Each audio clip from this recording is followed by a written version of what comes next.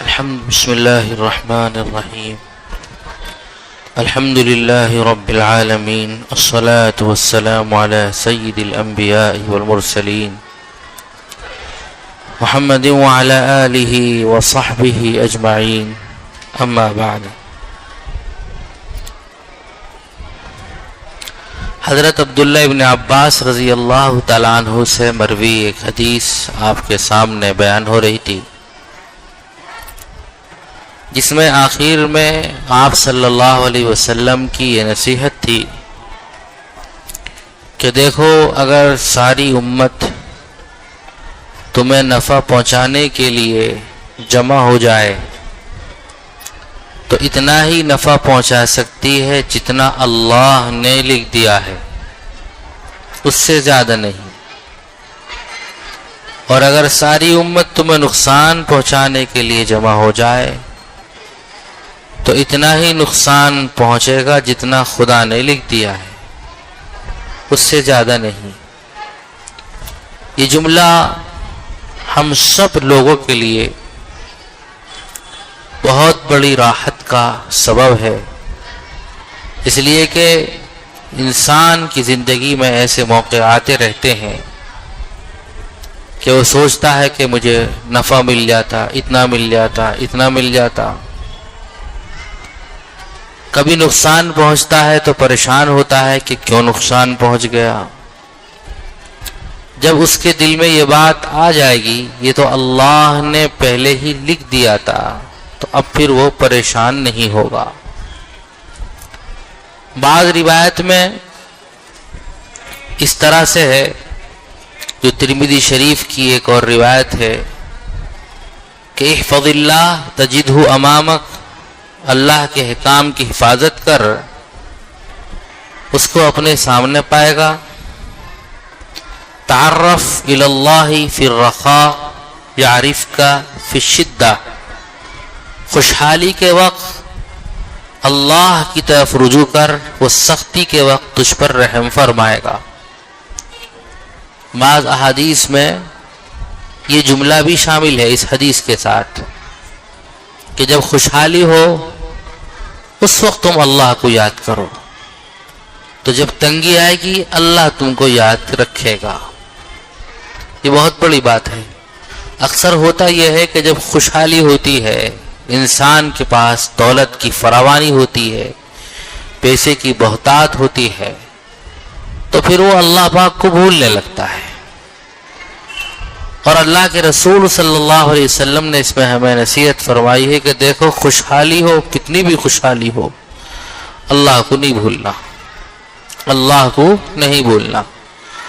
یہ چیز ہمیں حضور پاک صلی اللہ علیہ وسلم نے اپنی عادت طیبہ سے اور اپنی سیرت سے اچھی طرح سمجھا دی ہے کہ آپ صلی اللہ علیہ وسلم پر ہر طرح کے حالات آئے، خوشحالی کے حالات آئے، اس میں آپ صلی اللہ علیہ وسلم کا طرز عمل بھی ایسے ہی تھا کہ آپ گھر میں آتے اور آنے کے بعد میں بستر سے اٹھ کر مصلی پر آ جاتے. حدیث پاک میں آتا ہے، حضرت عائشہ صدیقہ رضی اللہ تعالیٰ عنہ فرماتی ہیں کہ ایک دفعہ اللہ کے رسول صلی اللہ علیہ وسلم تشریف لائے، بستر میں لیٹے، اور بستر میں بھی کہتی لحاف میں. اور لحاف میں کب لیٹتا آدمی بتاؤ؟ جب سردی ہوتی ہے. لحاف بنتا روئی کا، تو جب سردی ہوتی ہے تب لحاف میں، اور مدینے کی سردی بہت مشہور ہوتی ہے. تو آپ صلی اللہ علیہ وسلم لحاف میں لیٹے، اور لحاف میں لیٹنے کے بعد میں تھوڑی دیر کے بعد ہی اٹھ گئے، وضو فرمایا، اور وضو کرنے کے بعد میں آپ مصلی پہ کھڑے ہو گئے اور دیر تک نماز پڑھتے رہے. کئی پارے، کئی جز قرآن کریم کے پڑھے، دیر تک رکوع کیا، دیر تک سجدہ کیا، کھڑے کھڑے بھی روتے رہے، رکوع میں بھی روتے رہے، سجدے میں بھی روتے رہے، پوری نماز میں روتے رہے. بہت دیر کے بعد پہ جب آپ نماز سے فارغ ہوئے تو میں نے کہا یا رسول اللہ، آپ اتنا کیوں روتے ہیں؟ آپ تو بخشے بخشا ہیں، اتنی مشقت میں اپنے آپ کیوں ڈالتے ہیں؟ آپ تو بخشے بخشا ہے. تو حضور نے فرمایا کیا میں اللہ کا شکر گزار بندہ نہ بنوں؟ اس کا مطلب یہ ہے کہ جب اللہ پاک نعمتیں عطا فرمائے تو شکر میں اضافہ ہونا چاہیے، عبادت میں اضافہ ہونا چاہیے۔ اللہ والوں نے یہ بات لکھی ہے کہ جب بندہ نعمتوں کے زیادہ ملنے پر عبادات بھی زیادہ کر دیتا ہے تو پھر اللہ کی خاص توجہ اس کو حاصل ہو جاتی ہے، اللہ کی ولایت اس کو حاصل ہو جاتی ہے، یہ اللہ کا قریب اور ولی بن جاتا ہے یہ بندہ۔ اور جو بندہ نعمتوں کے ملنے پر اللہ کو بھول جاتا ہے تو پھر مصیبتوں میں پھنستا ہے، اور پھر نعمتیں رفتہ رفتہ اس کی کم ہوتی چلی جاتی ہیں۔ اس لیے اس حدیث میں یہ کہا گیا تعرف الی اللہ فی الرخاء یعرفک فی الشدہ، کہ جب خوشحالی کا وقت ہو تو اللہ کی طرف رجوع کرو، سختی کے وقت میں، مصیبت کے وقت میں وہ تم کو یاد رکھے گا۔ وَعْلَمْ أَنَّ مَا أَخْطَأَكَ لَمْ يَكُنْ لِيُصِيبَكَ وَمَا أَصَابَكَ لَمْ يَكُنْ لِيُخْطِئَكَ۔ پھر فرمایا اور یقین کرو کہ جو چیز تم کو مل نہیں سکی تو وہ تمہیں مل ہی نہیں سکتی تھی۔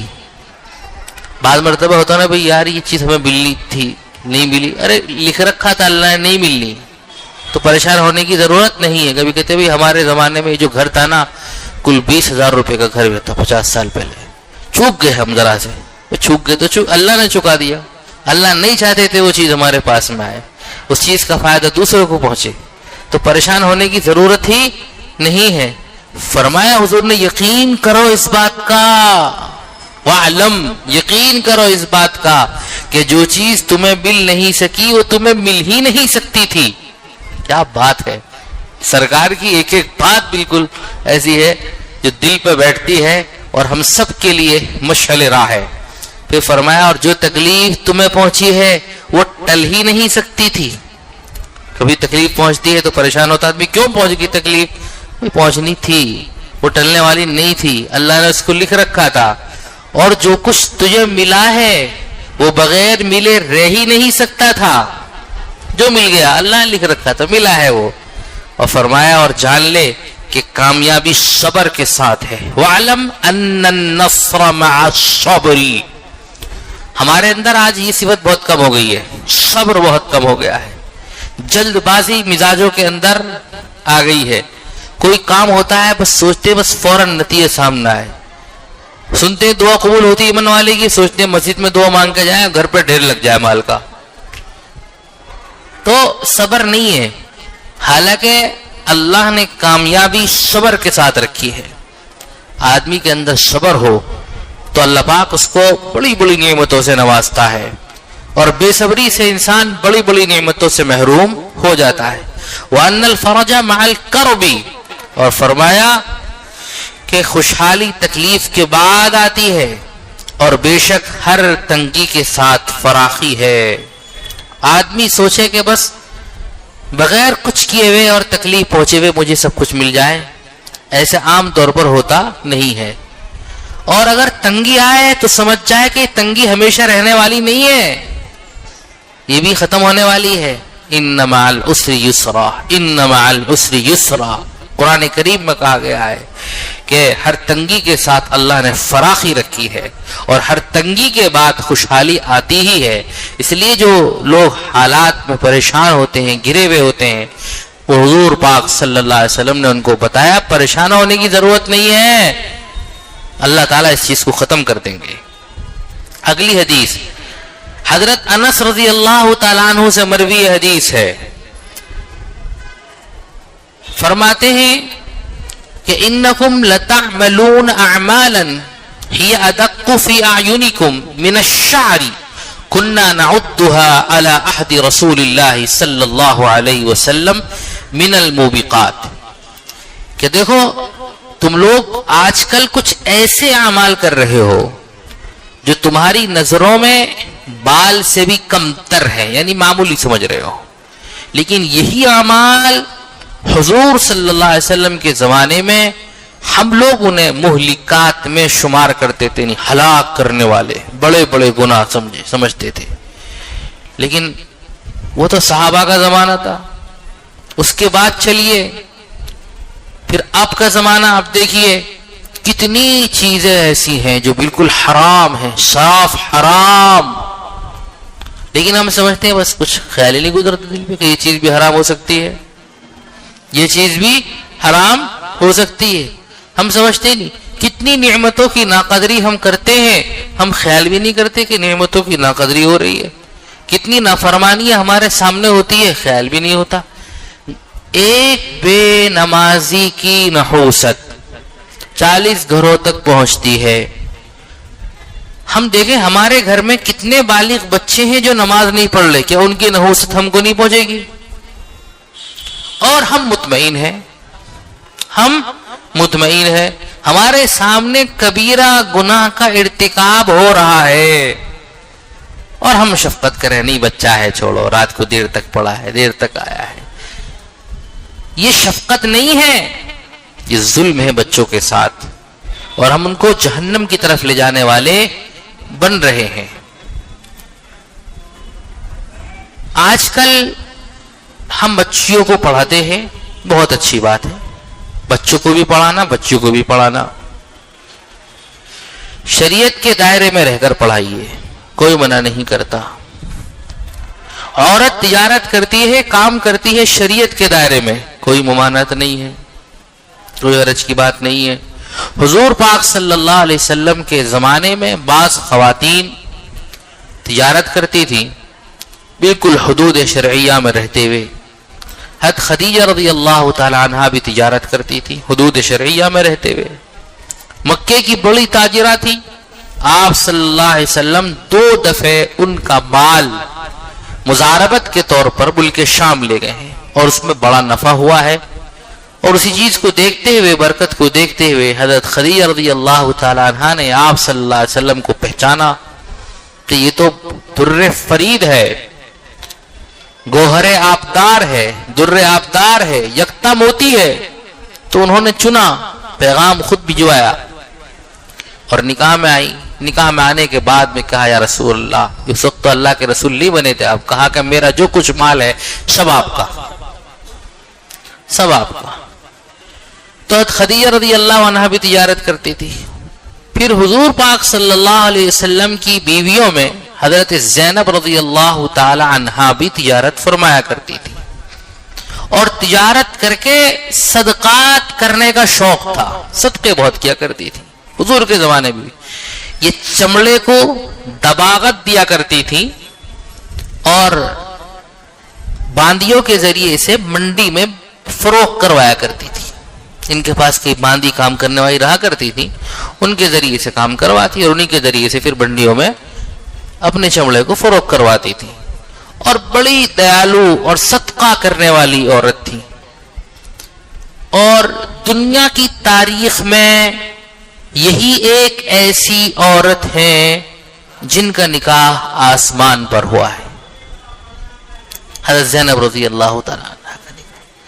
نہ ان سے پہلے کسی کا ہوا اور نہ ان کے بعد کسی کا ہو سکتا ہے، ہوا نہ ہو سکتا ہے. اب ان کا نکاح حضور پاک صلی اللہ علیہ وسلم کے منہ بولے بیٹے حضرت زید رضی اللہ تعالیٰ عنہ کے نکاح میں تھی. حضور نے نکاح کروایا تھا، مگر حضرت زید جو تھے وہ آزاد کیے ہوئے غلام تھے اور یہ حضور کی پھوپھی زاد بہن تھی.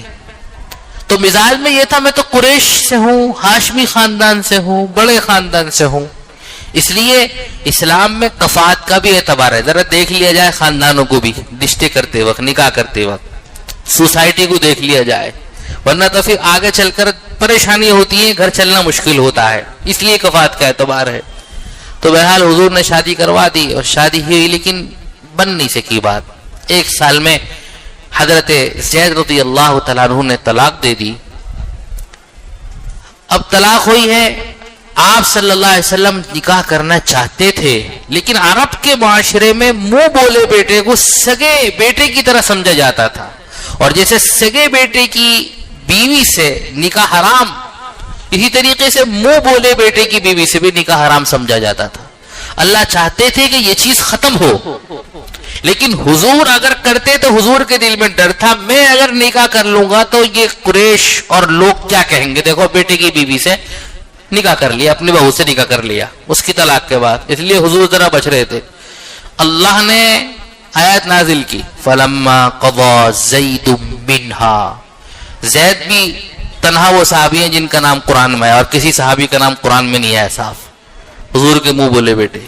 جب زید نے اپنی حاجت پوری کر لی، نکاح ہوا اور پھر طلاق دے دی، فلما قضى زید منها وطرا زوجناکها، تو اے پیغمبر ہم نے اب اس کی بیوی زینب جو پہلے بیوی تھی اب نہیں ہے زینب، ہم نے زینب کا نکاح آپ سے کر دیا. اللہ نے آسمان پر نکاح کر دیا، اب نہ کسی گواہ کی ضرورت ہے نہ کسی چیز کی ضرورت ہے. تو دنیا میں یہی ایک ایسی عورت ہے جن کا نکاح آسمانوں پر ہوا ہے، حضرت زینب رضی اللہ تعالیٰ عنہ.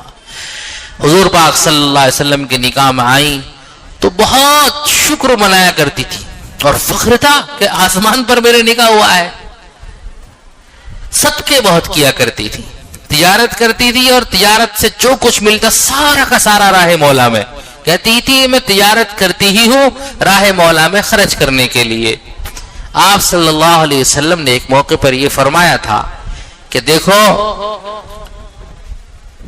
میرے جانے کے بعد تم میں سب سے پہلے مجھ سے وہ ملے گی جس کے ہاتھ لمبے ہوں گے. تو انہوں نے آپس میں ہاتھ ملائے تو حضرت عمر بن خطاب رضی اللہ تعالیٰ عنہ کی بیٹی حضرت حفصہ رضی اللہ تعالیٰ عنہ کا ہاتھ غالباً سب سے لمبا تھا، وہ تھی بھی حضرت عمر کی بیٹی رضی اللہ تعالیٰ عنہا. تو سمجھے کہ یہ جائیں گی، لیکن گئی حضرت زینب. اب سمجھی حضور کے لمبے ہاتھ کہنے سے مراد صدقے میں لمبے، اللہ کی راہ میں خرچ کرنے والے جن کے ہاتھ.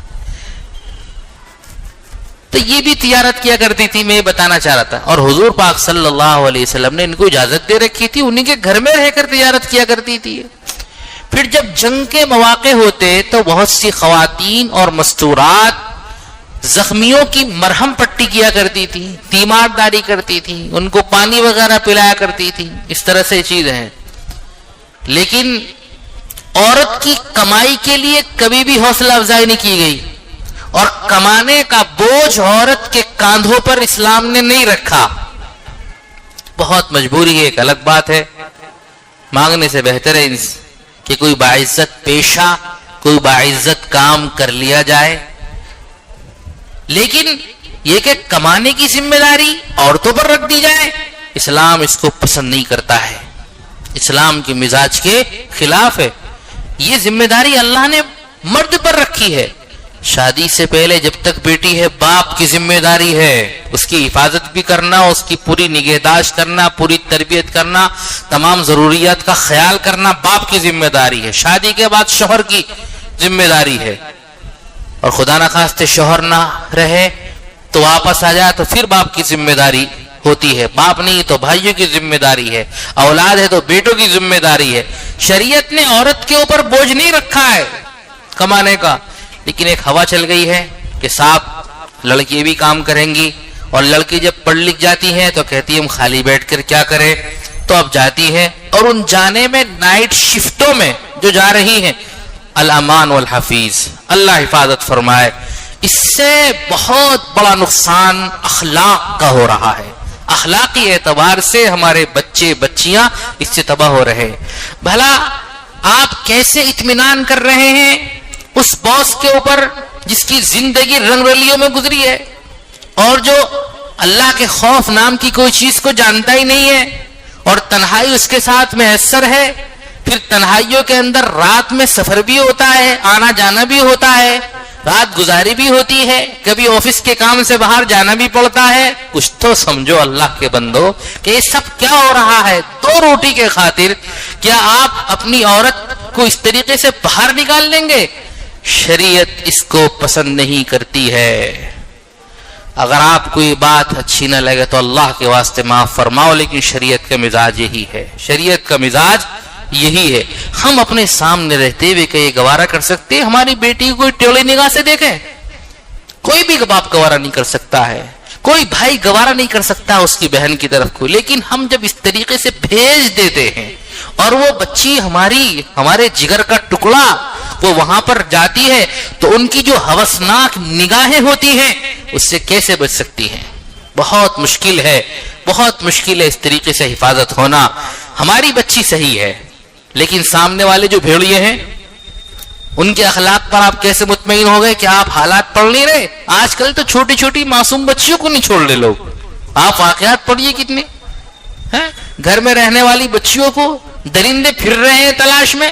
تو جن لوگوں کو ایسے موقع مل جائیں گے وہ عورتوں کی کمزوری تلاش کرتے ہیں، کچھ عورتوں کی، کچھ مستورات کی، کچھ بچیوں کی کمزوری تعریف. یہ تو تقریباً عورت کی کمزوری ہوتی ہے، وہ تعریف کریں گے. کچھ یہ ہے کہ ترقی مل جائے، ایسی کمزوری تلاش کریں گے اور اس طریقے سے کمزور کر کے، کمزوری تلاش کر کے وہ قریب ہونے کی کوشش کرتے ہیں. اور بچی جو ہماری تربیت یافتہ ہے کب تک اپنے آپ کو سنبھالتی ہے؟ تو بھائیوں اس چیز سے روکو. ہمارے تعلقات میں کوئی ہے تو کہو بھائی گھر میں بیٹھ جاؤ، اگر 2 روٹی کے بجائے 1 روٹی مل رہی ہے گھر میں عزت کی، کوئی بات نہیں. یہی کہ عزت کا کام آپ کو اپنے گھر میں ہی مل رہا ہے، اس سے اچھی کیا بات ہے؟ گھر میں کام ملتا ہے. بہت سی ایسی سروس اور نوکریاں ہوتی ہیں جیسے کہ ٹیچر کی نوکری ہے، وہ بھی ایک ٹھیک زیادہ حد تک یہ کہ ٹھیک ہے، ایک باعزت پیشہ ہے. یا یہ کہ ڈاکٹر بنایا جائے بچی کو، ایک باعزت پیشہ ہوتا ہے اور وہ پردے کے اندر رہتے ہوئے، شریعت کی حدود میں رہتے ہوئے وہ علاج کر سکتی ہے. ایسی چیزیں تو ہونی چاہیے. لیکن اس طرح سے کہ صاحب راتوں کو آپ کال سینٹروں میں بھیج رہے ہیں ہم لوگ اور خیال نہیں کر رہے، تو یہ چیزیں ایسی ہیں جو ہمارے اخلاق کا اور ہماری غیرت کا جنازہ نکال رہی ہیں. اپنے معاشرے کو بچانا بہت ضروری ہے، معاشرے کی حفاظت اس سے بہت زیادہ ضروری ہے. اور جو حالات اب چل رہے ہیں نا، وہ لوگ اپنے نوجوانوں کو باقاعدہ اس بات کی تربیت دے رہے ہیں کہ تم ان کی لڑکیوں کو پھنساؤ اور ان کی لڑکیوں کو پھنسانے کے بعد میں اپنے مذہب میں لے کر آؤ. تو خدا نہ خواستہ اخلاقی اعتبار سے بچی اگر پھسل گئی ہے، بچہ پھسل گیا، امید ہے کہ بچہ کسی وقت جب اس کی تربیت صحیح ہے تو اللہ کے سامنے روئے گا، گڑگڑائے گا، اللہ معاف کر دے، اللہ معاف کر دے گا. لیکن اگر ایمان سے چلا گیا کوئی بچہ ہمارا ہے، بچی، تو بتائیے پھر اس کا کیا مداوا ہے؟ وہ کتنا بڑا نقصان ہے. ایمان ہی سے چلا گیا اور ان کی جو کوشش ہے وہ یہ ہوتی ہے کہ ان کو ایمان سے ختم کر دو. اس لیے کتنی سینکڑوں بچیوں کو اسی طریقے سے پھنسا کے اور انہوں نے قانون بھی اس طریقے سے بنانے شروع کر دیا. آپ سمجھاتے ہیں مجھ سے زیادہ. اس لیے ہمیں خود ہی اپنے معاشرے کی حفاظت کرنی ہے، اپنے سماج کی حفاظت کرنی ہے. تو حضرت انس رضی اللہ تعالیٰ عنہ کی یہ حدیث آج بھی بالکل پوری طرح سے آج کے حالات پر صادق آتی ہے. فرماتے ہیں کہ دیکھو آج کل تم لوگ کچھ ایسے کام کر رہے ہو کہ حضور کے زمانے میں ہم ان کو موبقات، مہلکات سمجھا کرتے تھے اور تم کچھ بھی نہیں سمجھ رہے ہو. 50 کام ایسے ہمارے سامنے کہ ہم ان کو کچھ نہیں سمجھ رہے. حالانکہ صحابہ کے زمانے میں وہی کام ہوتے، بزرگان تابعین کے زمانے میں وہی کام ہوتے تو وہ ان کو بہت بڑی چیز سمجھتے، بہت بڑی بات سمجھا کرتے. حضرت ابو ہریرہ رضی اللہ تعالیٰ عنہ سے ایک روایت مروی ہے، اللہ کے رسول صلی اللہ علیہ وسلم نے فرمایا ان اللہ تعالی یغار، اللہ کی غیرت بھی جوش میں آتی ہے. اللہ کی غیرت بھی جوش میں آتی ہے. اور اللہ کی غیرت اس وقت جوش میں آتی ہے جب کوئی شخص ایسے فعل کا ارتکاب کرے جسے اللہ نے حرام قرار دے دیا ہے. یعنی بندہ اگر کوئی غلط کام کرتا ہے، فعل بد کا ارتکاب کرتا ہے کوئی بھی بندہ، تو اب اللہ کی غیرت کو جوش آتا ہے. اور جوش آنے کا مطلب اللہ ناراض ہوتا ہے، اللہ اس پر ناراض ہوتا ہے. غیرت کو آپ اس طریقے سے سمجھیے کہ ایسی چیز جس پر میں اپنا حق سمجھتا ہوں اس کو اگر کوئی لینے کی کوشش کرے، چھیننے کی، تو میرے اندر جو ایک جذبہ ابھرتا ہے کہ اس نے کیسے میری چیز پر ہاتھ ڈال دیا، وہ جو جذبہ ابھرتا ہے اسی جذبے کا نام غیرت ہے. تو اللہ کہتے ہیں کہ اس بندے کو نافرمانی کا حق نہیں ہے میری، میں نے اس کو بنایا. جب بندہ نافرمانی کرتا ہے تو اللہ کو غیرت آتی ہے کہ اس بندے نے نافرمانی کیوں کی، اسے کرنے کا حق ہی نہیں تھا، اسے کرنے کا حق ہی نہیں تھا. اسی کو اس حدیث میں کہا گیا ہے کہ اللہ کی غیرت بھی جوش میں آتی ہے، اور اللہ کی غیرت اس وقت جوش میں آتی ہے جب کوئی شخص ایسے فعل کا ارتکاب کرے جسے اللہ تعالی نے حرام قرار دے دیا ہے۔ اگلی حدیث،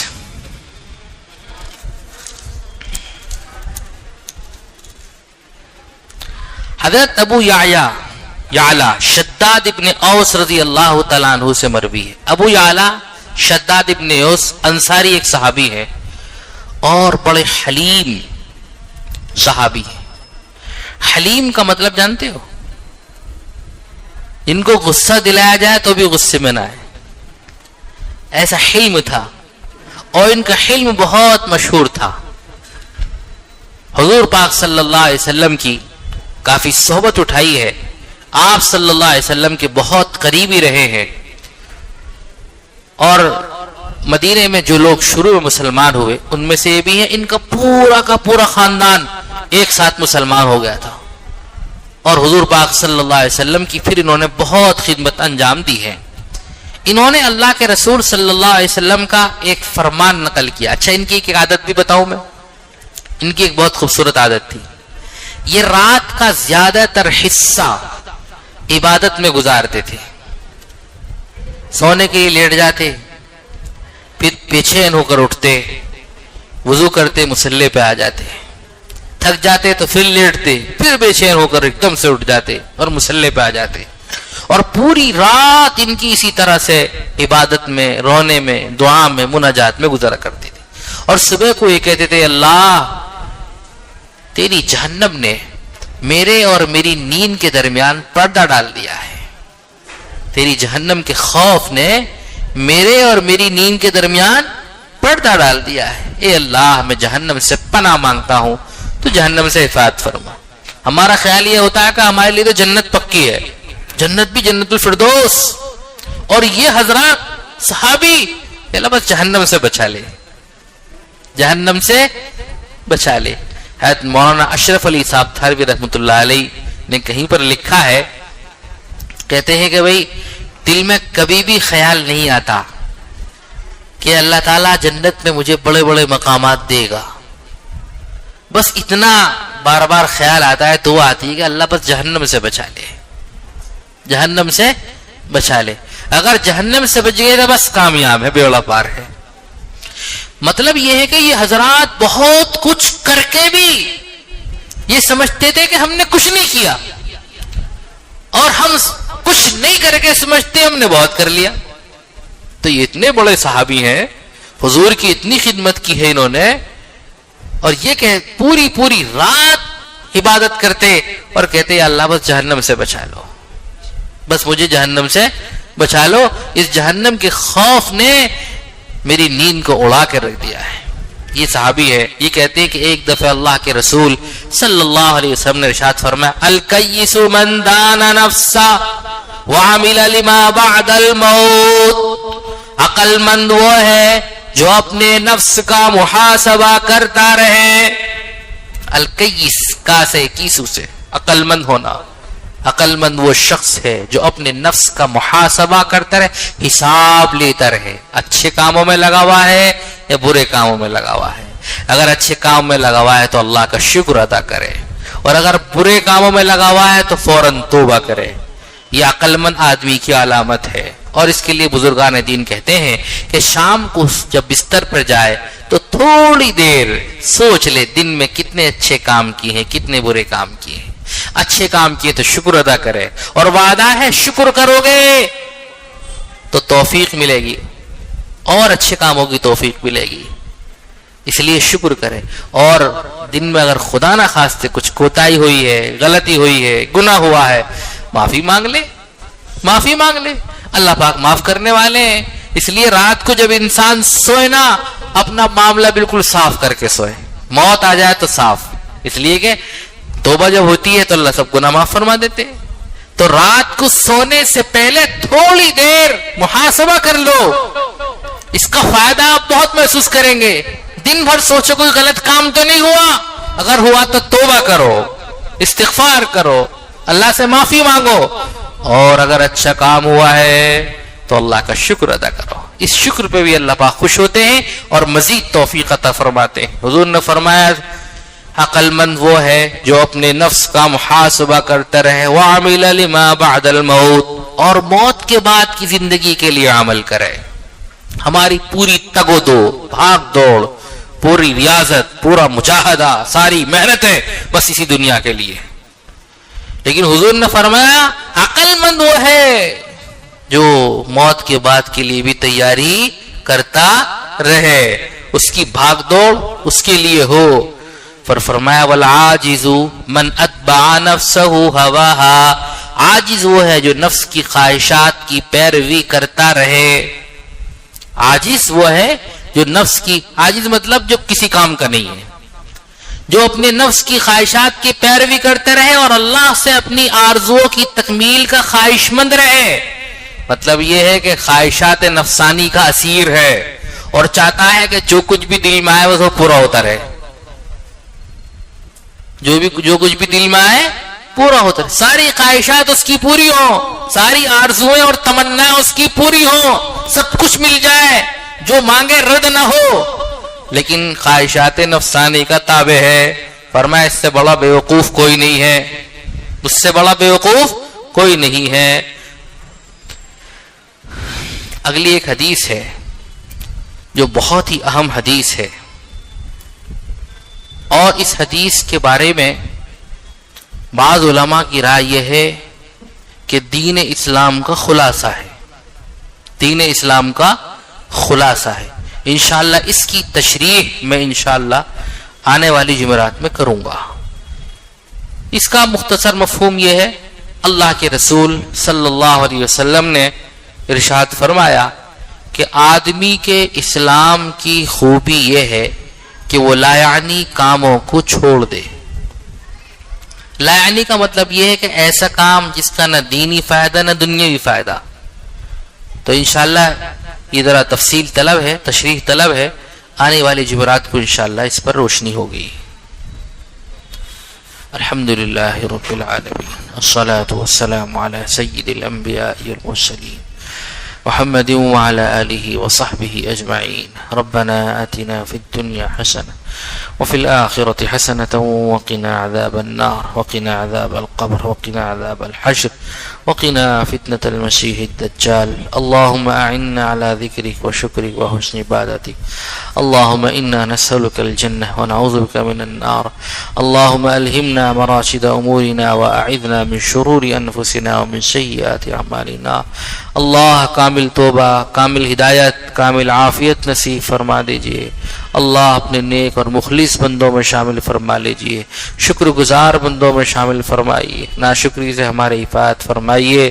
اے اللہ ہماری کامل اصلاح فرما دیجئے، کامل اصلاح فرما دیجئے. اللہ ہم قدم قدم پر اصلاح کے محتاج ہیں.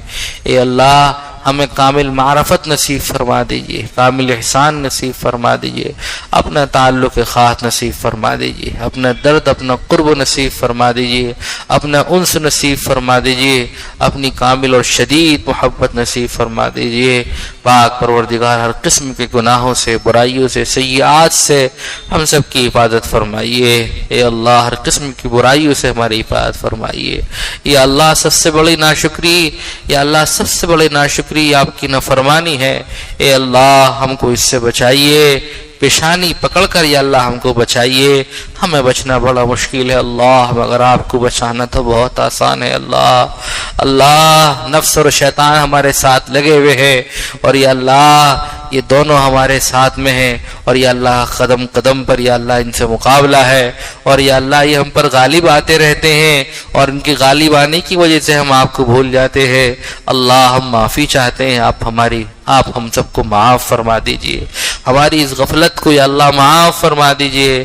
اے اللہ ہم سب کو نیک بنائیے، کامل صالحیت نصیب فرمائیے.